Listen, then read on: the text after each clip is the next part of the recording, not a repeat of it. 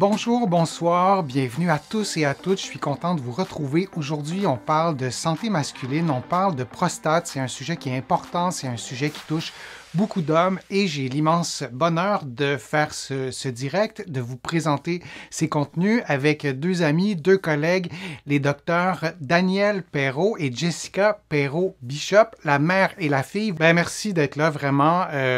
C'est un sujet qui est important. Vous êtes deux médecins de famille, vous rencontrez des gens qui ont des problèmes de prostate ou qui ont des questions liées à la prostate. Donc, on va répondre à ces questions-là.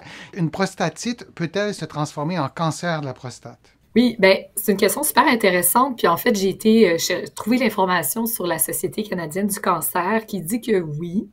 Par contre, ce qu'il faut comprendre, c'est qu'on a la prostatite aiguë et la prostatite chronique. En fait, c'est que plus la prostatite. Je vais t'interrompre, Jessica. La prostatite, en gros, c'est grosso modo, c'est Oui, quoi? excusez-moi. Donc, la prostatite, souvent, c'est associé à bon, on n'aime pas le terme inflammation, mais surtout, souvent, c'est une infection de la prostate qui va entraîner de l'inflammation et de la douleur. Ça peut être dû à plusieurs choses, dont les maladies transmissibles sexuellement et tout ça. Puis, le problème, c'est qu'en fait, on la traite assez rapidement chez l'homme parce que ça peut aller, en fait, la petite bactérie peut se promener ensuite dans le système au complet et causer bien des dommages. Donc, on la traite rapidement. Et le problème, c'est quand cette infection-là dure longtemps, elle peut endommager la prostate et augmenter le risque d'avoir un cancer de la prostate. Donc, c'est pas toutes les études encore là, mais certaines études qui montrent que ça serait une possibilité et un risque. Donc, d'où l'importance de traiter ces infections-là rapidement. Puis, si vous en avez de manière répétée, des fois, c'est d'aller pousser un petit peu plus loin certaines investigations, juste s'assurer que vous n'avez pas une anomalie ou qu'il n'y a pas un problème au niveau anatomique, un blocage ou quelque chose qui fait en sorte que vous avez un petit peu plus de risque d'avoir justement une infection au niveau de la prostate.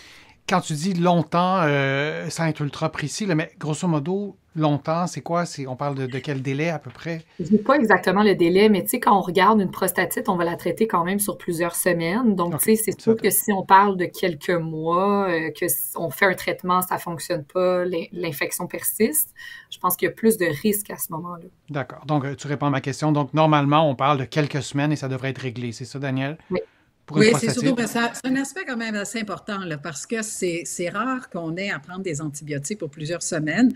Déjà, on écourte le traitement pour les otites, on écourte le traitement pour les sinusites, on écoute les traitements. Des fois, on est rendu à 5 jours de traitement d'antibiotiques, même pour une pneumonie.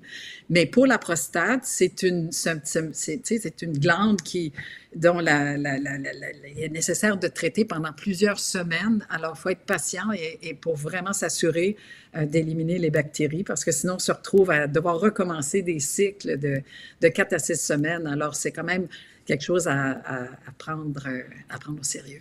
OK, donc si j'ai bien compris, il n'y a pas de lien direct, automatique, systématique. Quand c'est chronique, ben là, on en parle à son médecin puis on évalue les facteurs de risque dans leur ensemble. C'est ça, Daniel? Bien, c'est-à-dire que le médecin prend en charge. Là. C'est quand même pas, c'est quand même pas tout le monde. Moi, j'ai vu davantage chez les personnes âgées.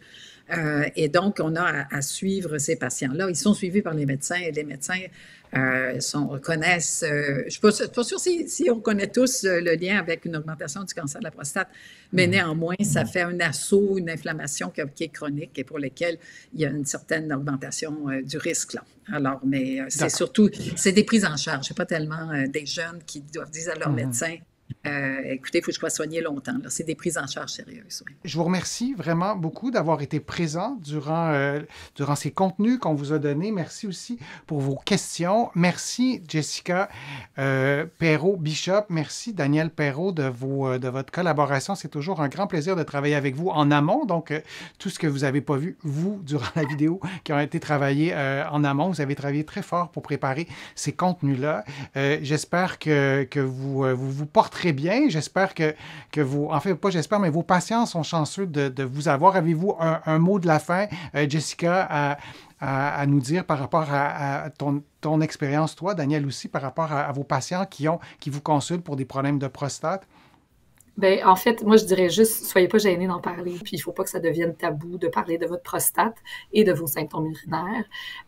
C'est pas nécessairement normal d'avoir des symptômes, donc il faut en parler. Et Daniel, un mot de la fin par rapport à la santé de la prostate par rapport aux grands sujets qu'on a Oui, abordés bien aujourd'hui? écoutez, c'est que j'utilise mon âge pour vous dire qu'en médecine, il y a eu énormément d'avancements sur plusieurs sujets, sur plusieurs pathologies, et que même si votre voisin a le même symptôme que vous, ben c'est bon d'aller vérifier que ça peut être pour d'autres causes que celui de votre voisin, mais je crois que c'est normal que les gens discutent entre eux. Mais vous voyez comme on a toute une diversité de causes et de traitements et tout ça. Là. Alors, merci beaucoup, Denis, de nous donner l'occasion justement d'en parler au public comme ça, parce que ça permet vraiment de mettre un petit peu les pendules à l'heure, je pense. Ben, moi, ça fait grand plaisir de vous entendre et aussi ça fait ça rend un immense service aussi à ceux qui vont écouter et c'est le plaisir de cette chaîne YouTube, de YouTube en général.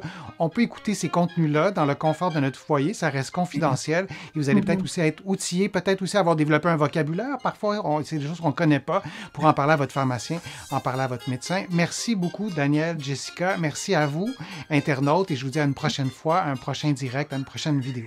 Au revoir.